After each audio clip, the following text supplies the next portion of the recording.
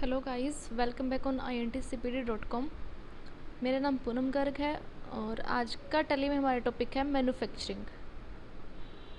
देखिए, मैन्युफैक्चरिंग में क्या होता है, जैसे आप सेल और परचेज का काम करते हो, बट कई बार क्या होता है कि हमारा खुद का वर्क ही क्या है, मैन्युफैक्चरिंग करना है। आप किसी भी चीज़ को मैन्युफैक्चर करते हो दैन उसको सेल कराते हो। तो मैन्युफैक्चरिंग करने के लिए भी आपको परचेज तो करना पड़ेगा, बट क्या आप परचेज करते हो? आप ओनली रॉ मटेरियल परचेज करते हो, फिनिश गुड खुद क्रिएट करोगे और फिर उसको सेल कराओगे। इन्वेंट्री इन्फॉर्मेशन पे आप आते हो एंड स्टॉक आइटम, और इस यहाँ पर आप क्रिएट पे आते हो। तो आपको रॉ मटेरियल भी क्रिएट करने पड़ेंगे और फिनिश गुड भी आप इसके अंदर स्टॉक आइटम में क्रिएट करोगे। बट आपको परचेज़ क्या करना पड़ेगा? रॉ मटेरियल और फिनिश गुड आप बनाने के बाद फिर उसको सेल कराते हो। ऑप्शंस आपको यस कराने पड़ेंगे। F12 कॉन्फ़िगरेशंस पे आप जाते हो और उसमें लास्ट ऑप्शन आपको दिखाएगा Alok component list detail bills of material. इस फीचर को आप बिल्स ऑफ मटेरियल BOM के नेम से भी जानते हो, यस करते हो। और साथ में F11 और F2 यानी कि इन्वेंट्री फीचर्स, इसके अंदर आप एक ऑप्शन और यस करते हो, ये वाला ऑप्शन मेंटेन स्टॉक कैटेगरीज, इसको भी यस करोगे। कैटेगरीज का क्या यूज़ होगा? जैसे आपके पास 2 कैटेगरीज हो जाएंगी, रॉ मटेरियल और फिनिश गुड। अब देखिए, सपोज करते हैं हम कोई भी एक CPU क्रिएट करते हो, मैन्युफैक्चर करोगे आप। CPU मैन्युफैक्चर करने के लिए आपके पास कौन सी चीज़ें होंगी? मदरबोर्ड वगैरह आप परचेज़ कर सकते हो, हार्ड डिस्क वगैरह परचेज़ करोगे, रैम हो जाएगी आपके पास। तो इस तरह से कुछ आइटम्स आप परचेज़ करोगे, फिर उसको CPU को क्रिएट करोगे, फिर आप सेल कराओगे। तो देखिए, इसमें हम फर्स्ट ऑफ ऑल डालते हैं हार्ड डिस्क, एंटर करते हो। अंडर प्राइमरी रखा, कैटेगरीज आपसे मांगता है, तो कैटेगरीज कौन सी आपके पास? Raw material. Hold C, create किया मैंने रॉ मटेरियल। यूनिट डालनी है आपने पीसीस।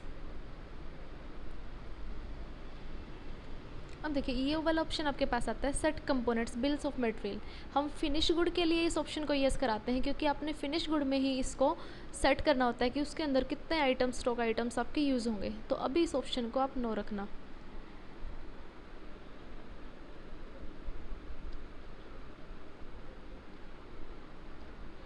दोबारा से आपने रॉ मटेरियल लिया है और पीसेस, नो, सेकेंडली इस ऑप्शन को नो रखा आपने।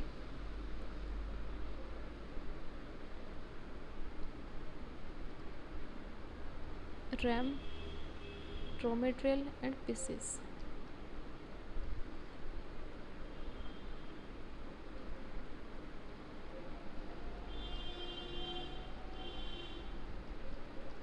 अब टर्न आती है CPU यानी कि फिनिश गुड के लिए। जैसे आप CPU डालते हो और कैटेगरी आप क्या लेते हो इसके अंदर से? फिनिश गुड, फिनिश गुड सही आपके लिए।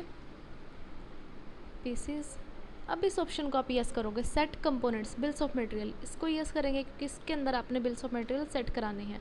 Name of BOM, bills of material का आपका नेम क्या है? CPU आपके डिफरेंट टाइप के हो सकते हैं, अगर आपने डालना है जो भी इसका यानी कि नेम वगैरह आपने शो कराना है, ड्यूल कोर है, क्या है। उसके बाद यूनिट्स, हमेशा इसके अंदर यूनिट ऑफ मैन्युफैक्चर 1 लिखते हो, यानी कि कितने CPU के लिए आप सेट करा रहे हो कि एक CPU में अगर इतना स्टॉक लगता है तो ज़्यादा में कितना लगेगा। तो आप हमेशा 1 पीसेस रखना है इसके अंदर। यूनिट ऑफ मैन्युफैक्चर आपके लिए 1 पीसेस है। 1 CPU के अंदर कितने CD-ROM आप यूज़ करते हो? तो ओनली 1।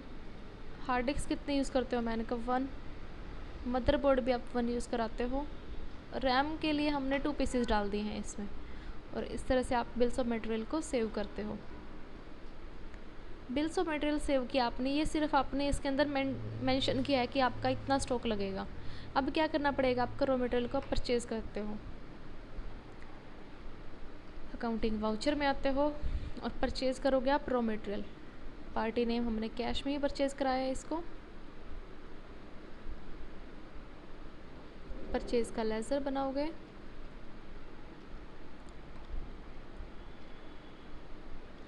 अब देखिए, नेम ऑफ आइटम, CPU को छोड़ के बाकी सारे आइटम आप परचेज़ करोगे। कितनी क्वांटिटी आपने परचेज़ की है उसका रेट वगैरह डालोगे।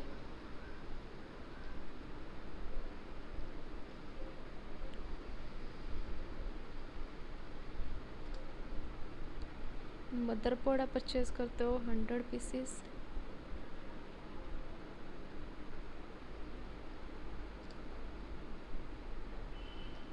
ये हमने ज़्यादा क्वांटिटी ले ली है क्योंकि आपने 1 CPU में ज़्यादा यूज़ करनी है। तरह से आप इस आइटम्स को सेव कराते हो। अब अगर स्टॉक समरी आप चेक करते हो, स्टॉक समरी इसके अंदर आपको सारे आइटम्स दिखाएगा। सीपीयू की क्वांटिटी आपके पास नहीं होगी बिकॉज अभी तक आपने सीपीयू को मैन्युफैक्चर नहीं किया है। स्केप कराते हो। अब देखिए, सेल करने से पहले आप एंट्री करते हो मैन्युफैक्चरिंग एंट्री। मैन्युफैक्चरिंग के लिए आपको एक नया वाउचर क्रिएट करना पड़ता है, जिसके लिए आपको जाना पड़ेगा इन्वेंट्री इन्फॉर्मेशन पे। इन्वेंट्री इन्फॉर्मेशन पे आते हो, यहाँ पे दिखाता है आपको वाउचर टाइप और क्रिएट करोगे। किस नेम से क्रिएट करेंगे? मैन्युफैक्चरिंग जर्नल के नाम से आप इसको क्रिएट करोगे।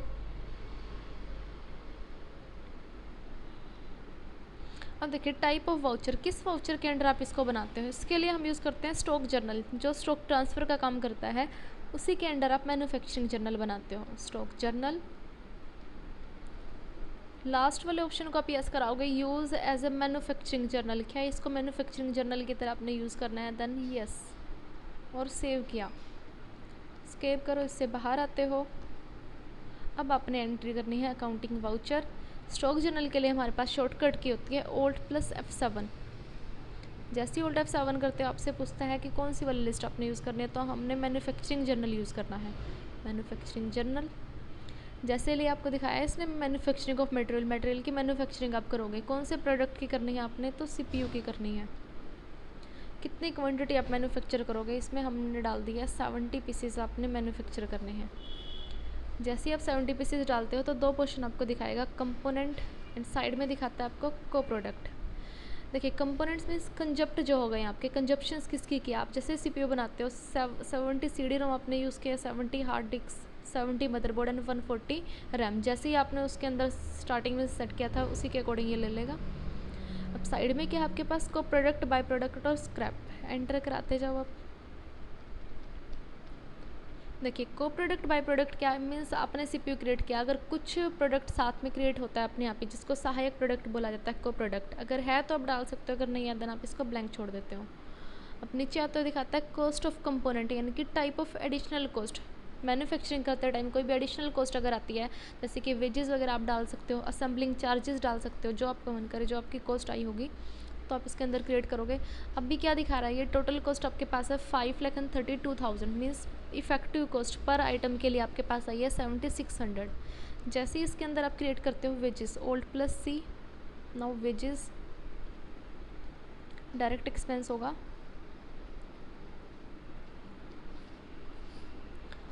परसेंटेज के अकॉर्डिंग आपने डालना है या फुल अमाउंट आपके पास है, तो हमने डाल दिया। टोटल आपके पास 2,000 वेजेस आई थी। देखो, आपकी इफेक्टिव रेट भी चेंज हो जाएगी, टोटल कॉस्ट भी चेंज कर देता है। इफेक्टिव रेट आपकी इंक्रीज होके हो गई है 7,628.57 समथिंग। इसको आप सेव कराते हो। अब चेक कीजिए अपने स्टॉक समरी। स्टॉक समरी पे आप आते हो, Alt+F1। अब देखिए, सीपीयू आपके पास 70 पीसेज हैं बिकॉज आपने अभी क्रिएट किया था, मैन्युफैक्चर किया था। बाकी आइटम्स आपके पास ऑलरेडी लेस हो चुके होंगे, तो ये मैन्युफैक्चरिंग की आपने। अब आप इसको सेल करा सकते हो। Accounting voucher F8। अब आप सेल कराओगे।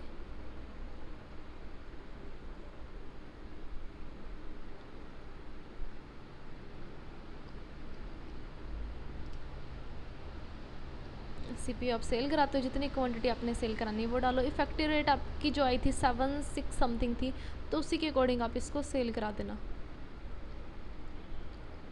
इस तरह से इसको सेव करते हो। रिपोर्ट चेक करने के लिए सेम आप प्रॉफिट एंड लॉस भी चेक करोगे, को सेल्स का अमाउंट दिखा देगा, क्लोजिंग स्टॉक जिस चीज़ का आपका रॉ मटेरियल का क्लोजिंग स्टॉक भी ये दिखाएगा, और फिनिश गुड का स्टॉक भी ये शो करेगा। स्टॉक समरी में आप देखते हो स्टॉक आपका ऑलरेडी कम हो चुका है, 70 पीसेस से 50 पीसेस आपके सीपीयू के बचे हैं। तो ये हमारा टॉपिक था मैन्युफैक्चरिंग, जिसके अंदर आपने मैन्युफैक्चरिंग करना देखा, कैसे आप आइटम की मैन्युफैक्चरिंग करते हो। आज के टॉपिक को यहीं फिनिश करते हैं। Thank you guys.